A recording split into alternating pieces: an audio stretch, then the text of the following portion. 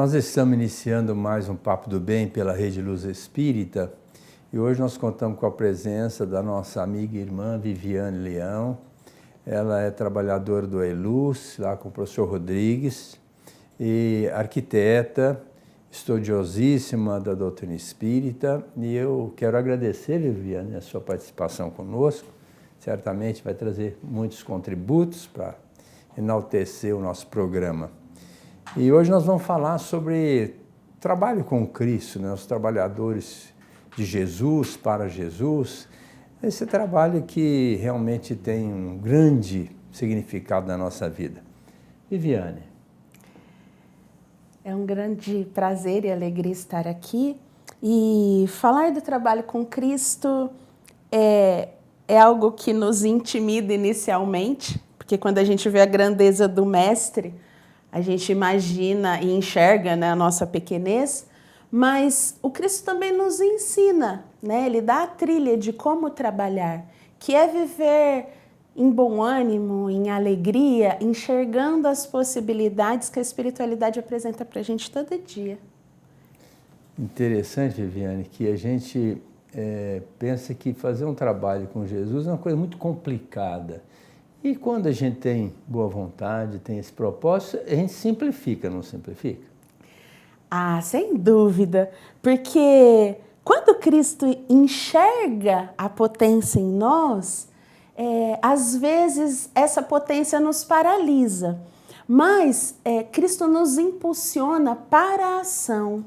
E a ação, ela é no nosso cotidiano, através de pequenos movimentos, na convivência com os nossos pais, com os nossos filhos, nos ambientes que nós estamos, muitas vezes no trabalho espírita, dentro do desenvolvimento da nossa atividade profissional. Nós temos, então, um vasto campo de atuação.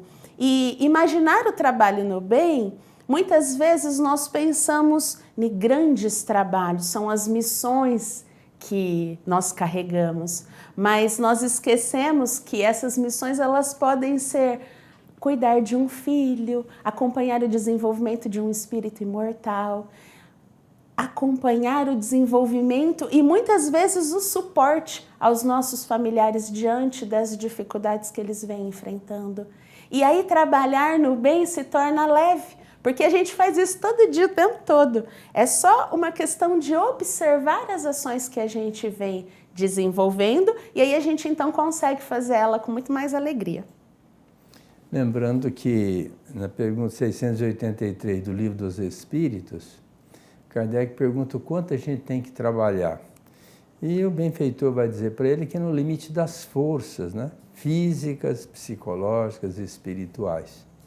E a gente percebe, Viana, que muita gente quer aposentar para não fazer nada. Como é que fica essa questão da pessoa aposentar para não fazer nada?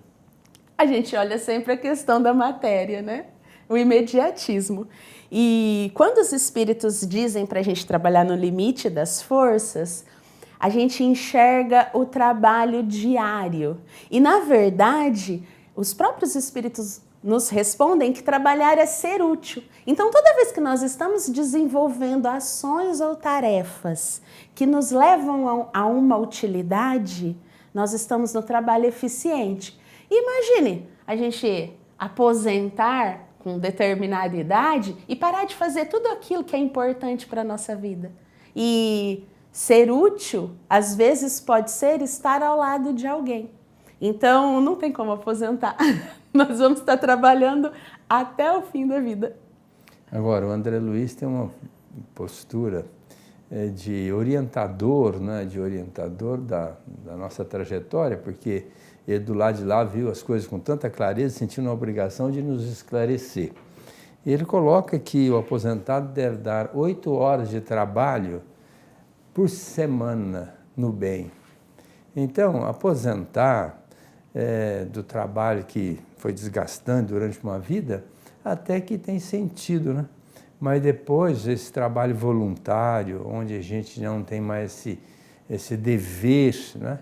E muito menos a obrigação, mas um trabalho apenas de servir, de amar em nome do Cristo, isso é que vai fazer a diferença, porque ele coloca no final, para fazer o alforje de volta. Nós vamos desencarnar e nós precisamos levar uma bagagem, não é?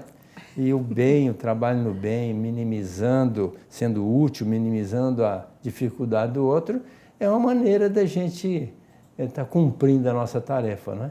E a gente vai observando que quando nós criamos esse movimento de incorporar as ações do bem na nossa vida, nós não vamos conseguir deixá-las para trás. E aí, após a morte, a gente reinicia, porque as nossas ações elas são contínuas.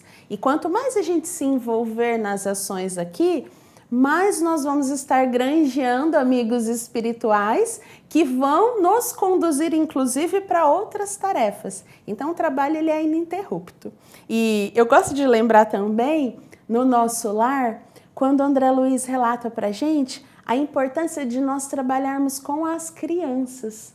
Porque todas as atividades que nós desenvolvemos, ela vem como um benefício, que seria o bônus hora. Mas quando a gente se entrega para as ações com as crianças, esse retorno ele é dobrado. E as crianças nos ensinam muito, nos ensinam a amar sem esperar nada em troca, nos ensinam a entrega sem avaliar se você tem competência ou não para receber o tamanho da carga. Então, é bom a gente enxergar que toda vez que a gente tem ações que nos levam a esse olhar no bem, quando nós estamos com as crianças, a gente ganha mais e a gente aprende mais também. Lembrando que o trabalho no bem, ele tem vários aspectos positivos. A começar para a gente vencer a ociosidade, que um dos motivos que o Kardec perguntou aos benfeitores, que leva a pessoa ao suicídio sem uma causa aparente, qual seria, vamos dizer, a resposta dos benfeitores? Eles disseram assim, primeiro a falta de fé, né? A pessoa não ter o entendimento do que significa a vida no plano físico e no plano espiritual. Em segundo lugar, seria a ociosidade, a pessoa que não está fazendo nada. E aí começa a maquinar, a planejar e acaba se permitindo o suicídio. E o terceiro elemento é a saciedade. É a pessoa que tem tudo. Se eu tenho tudo, não preciso fazer nada. E a gente percebe que o trabalho no bem, além de vencer essas particularidades da ociosidade e da saciedade, que às vezes nos coloca numa zona de conforto, a gente quando faz o bem, do outro lado, no plano espiritual, junto àquela pessoa que nós assistimos, ele tem um anjo da guarda, ele tem um espírito protetor, e que de uma certa forma fica agradecido pelo bem que nós fizemos para o seu pupilo, para o seu custodiado. E na medida em que nós formos fazendo o bem para tantas pessoas, quantos espíritos amigos, na condição de espíritos protetores, estarão à nossa disposição para fazer alguma coisa no sentido de devolver aquela atitude que nós tivemos para com seus assistidos. Naquele momento tão difícil que a gente pensa, agora não tem mais jeito, eles todos se reúnem, ou pelo menos delegam para alguém nos assistir e nós resolvemos nosso problema. Então veja que trabalhar no bem tem vários aspectos positivos. Além do que, quando a pessoa diz, olha que bom, quando você me ajudou, aquilo resolveu um problema que eu tinha, foi muito legal, eu agradeço muito, oro por você. Meu Deus, se as pessoas chegam a orar por nós, num espírito de gratidão, o quanto vale isso? Então, se as pessoas entendessem o quanto faz bem fazer o bem, né? A gente estaria procurando sempre um jeito de estar sendo útil e ajudando as pessoas, até pensando um pouco egoisticamente que aquilo vem, né? Porque a lei de Deus ela é perfeita. Como diz Jesus, a semeadura é livre, a colheita é certa, né? A cada um de acordo com as obras. E o Francisco de Assis vai dizer que é dando que se recebe, né? Se você faz o bem, está pronto, ou pelo menos apto para receber o bem, não é? Eu gosto muito das histórias que o André Luiz traz para a gente, porque o André Luiz é muito nós, né? As ações. E no Nosso Lar, quando ele vai ter uma audiência com o ministro Clarencio, ele é acompanhado por uma senhora e ele deixa a senhora ser atendida primeiro. E essa senhora pede para o ministro uma autorização para vir acompanhar os filhos que estão com um determinado problema. E o ministro começa a fazer uma retrospectiva de todas as ações dessa senhora no Nosso Lar, inclusive apontando para ela a importância de estar no trabalho, porque toda vez que nós estamos em uma ação em benefício de alguém ou desenvolvendo uma atividade, a gente vai acumulando amigos. E aí, para determinadas tarefas, nós precisamos das outras pessoas para nos auxiliar. E que naquele momento ela não tinha acumulado essa riqueza de amigos que poderiam auxiliá-la no desenvolvimento das atividades. E aí o André Luiz ficou pensando sobre isso, e quando ele foi conversar com o ministro justamente fez um rebatimento dessa história, olhando para a vida dele, dizendo que, olha, você lembra quando você atendia logo após o expediente que você não cobrava? Tem uma senhora que reza por você todos os dias, porque você fez um benefício muito grande para ela e você não tem dimensão desse benefício. Então, assim, as nossas relações, elas nos fazem crescer. E quando nós vamos com essa mentalidade de que estamos trabalhando, geralmente numa atividade no centro espírita, a gente recebe a paga imediata, porque nós vamos, eles nos amam e eles retribuem esse amor.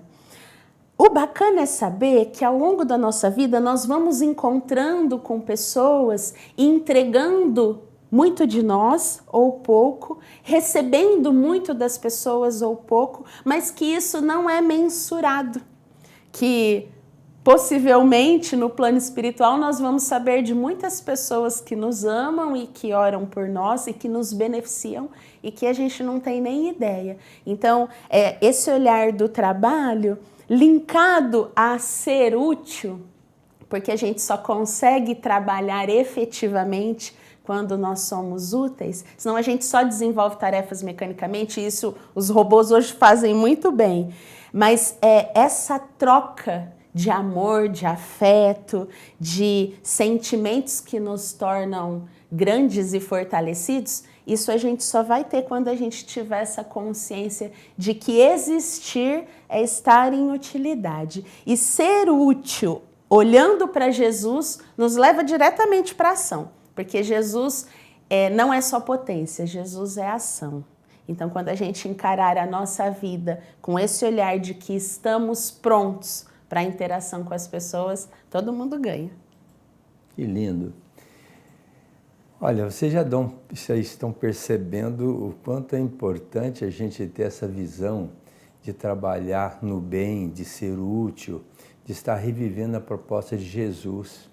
Porque ele disse assim, passai à minha direita, vós que fizestes o bem. À minha esquerda, vós que deixastes de fazer o bem. Então, fazer o bem é uma necessidade premente, é um simples dever da criatura que está aqui na Terra. Eu fico pensando, é que a gente não tem ideia de quantas benesses, por misericórdia de Deus, vêm ao nosso encontro. Somos agraciados desde o nascimento. Um espírito que reencarna, às vezes sem quase mérito nenhum, vem numa família onde ele já vai ser atendido com muito amor desde a concepção. Depois, ao nascer, aquela mãe extremada vai colocar essa criança no seio, vai custodiá-la para que ela possa sobreviver. Depois vai lhe dar recursos para que ela possa crescer, dinamizar a sua vida. E aí, em tese, essa família vai dar todas as condições para essa pessoa se desenvolver, principalmente intelectualmente.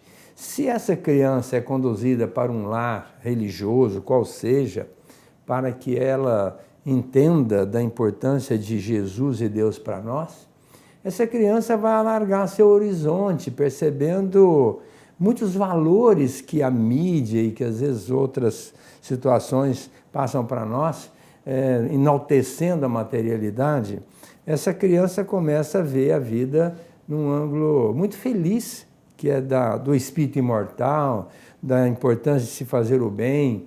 E hoje a nossa doutrina, a doutrina espírita, ela é alicerçada numa pilastra chamada caridade, que é a benevolência, a aceitação das pessoas como são e o perdão incondicional diante das ofensas. Então, ser caridoso começa naquele momento em que a gente interpreta a nossa vida de relação com as pessoas de uma maneira positiva, holística, de uma maneira homeostática, equilibrada, não como muitas pessoas que não frequentam uma casa religiosa, depois cresce, depois entra num conflito existencial e depois começa a fugir da vida.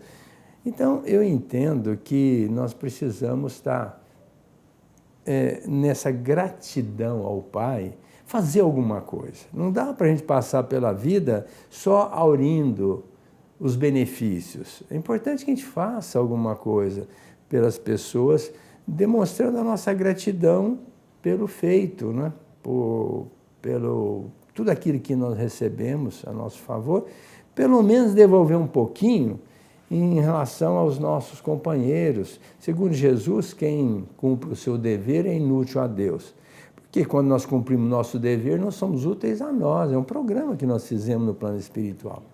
Então, quando a gente ajuda o outro a cumprir o seu dever, nós estamos sendo úteis a Deus, que aquele a quem nós estamos ajudando é filho do Pai, é nosso irmão. Então, o trabalho no bem, ele deve ser uma sistemática rotineira na nossa vida. Temos nosso trabalho, chamado dever, temos nosso trabalho chamado obrigação, mas esse trabalho no bem é que faz a diferença, é onde a gente vai mostrar a nossa sensibilidade, que nós não somos mais aquela criatura dura, indiferente, alienada frente à problemática, que nós estamos preocupados em minimizar a dor, a dificuldade alheia. E isso é a proposta de Jesus, fazer o bem ao próximo, fazendo ao próximo, segundo ele, estaria fazendo para ele. Tem um exercício que eu venho desenvolvendo e que eu vou compartilhar com vocês, que às vezes pode ajudar nesse processo de amar o próximo. A minha filha ela tem 11 anos e o meu filho tem 8. E eu venho no movimento de olhar para os jovens e enxergar os meus filhos neles. E isso traz uma alegria imensa, porque a gente consegue, todo o afeto que eu tenho por eles, eu consigo passar para o jovem. Nós trabalhamos com evangelização no AELUZ e a sala de evangelização tem uma riqueza de informações, de seres, e olhar para esses seres e imaginar os nossos filhos faz a gente ser mais tolerante, mais carinhoso, mais compreensivo. E saindo da seara do trabalho no centro, às vezes no trânsito a gente encontra alguns vozinhos dirigindo com mais dificuldade, né? Fazendo algumas ações que não deveriam. E imaginar que esses vozinhos são os meus avós também me fazem muito bem. Porque eu falo assim, eu queria tanto que as pessoas tratassem eles com mais cuidado, com mais carinho, que não ficassem bravos, porque é uma situação que com certeza um dia nós também estaremos. E aí, como é que a gente gostaria de ser tratado? Essas ações, elas parecem simples, mas elas vão colocando pessoas do nosso cotidiano sobre a ótica das outras pessoas. E aí a gente consegue, de uma maneira simples, né, de uma maneira leve, aliviar aquilo que às vezes a gente agiria na impulsividade e entregaria para o outro algo que a gente não gostaria, mas que no impulso a gente faz. Então, colocar pessoas que a gente ama na imagem das pessoas que a gente convive, às vezes pode aliviar um pouco essas cenas e esses encontros que a gente faz. Que legal, né? Jesus já fez referência sobre isso, dizendo, fazei ao outro o que gostarias que o outro vos fizesse. Quem é o outro, senão o nosso irmão, né? Então, se fosse um irmão de sangue, que isso não tem muito significado, assim, vamos dizer assim, de uma maneira abrangente, de uma maneira mais dilatada, porque nós todos somos irmãos. Estamos num reduto doméstico, familiar, circunstancialmente, temporariamente. Mas numa outra encarnação, talvez sejamos noutra família, em outro estado, em outro país, com a outra turma. Mas, de qualquer forma, todos nós somos irmãos. Então, deveríamos ter essa visão, né? E você deu uma dica para a gente. Quando eu olhar para o outro agora, se é velhinho, meu avô, né? Se é um jovem, é meu filho, que amanhã vai ser um jovem. Isso faz com que a gente realmente tenha atitude mais feliz, porque Jesus conviveu com todo mundo, foi com o jovem, com o adulto, com o velho, e ele sempre procurou orientar, esclarecer, nunca discriminou ninguém. Então, porque assim nós devemos agir. E eu queria apenas fazer aqui um relato. O meu irmão, depois de 2 anos de desencarne, ele me mandou uma carta para mim, psicografada. E ele disse assim: Aguinaldo, depois que eu cheguei aqui, não me deixaram fazer nada. Mas eu fui pleiteando, que agora, depois de 2 anos, me liberaram para trabalhar. Ele me disse, o que pesou na balança espiritual aqui para mim foram as poucas coisas que eu fiz de bem. Modéstia, porque ele fez muita coisa. Até aquelas que eu achei que não tinha importância. Então, do lado de lá, o que vai pesar na balança mesmo é o bem que a gente faz aqui. Em qualquer sentido, em nível profissional, em nível doméstico, em nível social. Fazendo o bem é a grande riqueza do espírito. E quem procura fazer o bem, ele está enaltecendo os valores espirituais, que é os que vão prevalecer sempre. Então, como diz o André Luiz, se o malandro soubesse o quanto é bom ser bom, seria bom até por malandragem, não é? Então, se a gente quiser fazer um negóciozinho meio malandro com Deus, porque a nossa ficha está na mão dele, para mudar o plano dele em cima do que nós já fizemos, é fazer o bem. Porque aí nós estamos arrumando um jeitinho de Deus dar uma maneirada para com a nossa trajetória futura, não é? E nós temos em nós a essência divina, que é a nossa consciência. Então, toda vez que a gente estiver desenvolvendo alguma atividade, a nossa consciência vai nos chamar para aquilo que a gente precisa fazer. É só a gente seguir a consciência, porque aí vai sair muito mais natural, vai ser muito mais leve, e quem recebe vai sentir também com a energia que a gente está emanando. Quando a gente entra nesse círculo de ações conscientes do bem, porque a gente vai desabrochando a consciência, a nossa vida fica mais leve, fica mais fácil. Lidar com as situações que chegam, elas não vão ser encaradas como problemas, elas vão ser encaradas como desafios, e a gente só tem a ganhar, sempre. A nossa mente tem o chamado gatilho da memória, que é a nossa mente inconsciente que age em 5 segundos. Toda a nossa reação é comandada em 80% pelo nosso inconsciente. Então, se alguém tromba conosco, a gente, se não está bem preparado espiritualmente, a gente já logo dá uma cotovelada. Você não está me vendo? Se a pessoa se trabalhou para relevar, para ver o outro como velhinho, como jovem, parente próximo, ele vai se trabalhando para que, se alguém der uma trombada em nós, me desculpe, eu não vi que o senhor estava aqui, me desculpe, não, fui eu que errei, não, me desculpe. Quer dizer, isso é uma atitude inconsciente, que acontece no momento, não dá nem para refletir nem analisar. Tanto é que se diz, vulgarmente, conta até 10.